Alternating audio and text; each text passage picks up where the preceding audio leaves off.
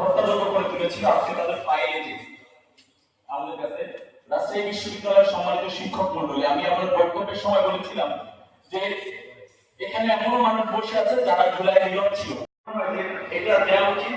আপনার সংক্ষেপ প্রবচন ইনশাআল্লাহ 14 জুলাই ঘটনা আপনারা সবাই জানেন। 14 জুলাই যারা আছে প্রফেসর রমজান সাত্তার সাহেব, সুলতান ইসলাম টিপু সাহেব, হুমায়ুন কবির হিসাব বিজ্ঞান তথ্য ব্যবস্থাপনা বিভাগ, প্রফেসর আসাদ মোহাম্মদ গণিত বিভাগ, প্রফেসর জাহাঙ্গীর আলম মাসুদ শিক্ষক, প্রফেসর মোহাম্মদ কুমার পান্ডে, প্রফেসর তরিকুল হাসান রসায়ন বিভাগ, প্রফেসর রশিদা খাতুন। এটা আমাকে বলতে হবে আমাদের, এটাই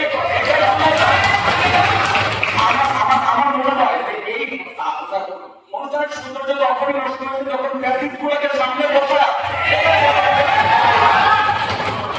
তাহলে এখানে জুলাই আহত শহীদ পরিবার সবাইকে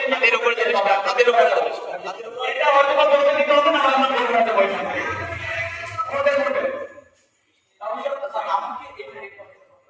মাত্র 161 জনের নাম আছে আমার কাছে, আমি এটা বলবো আপনাদের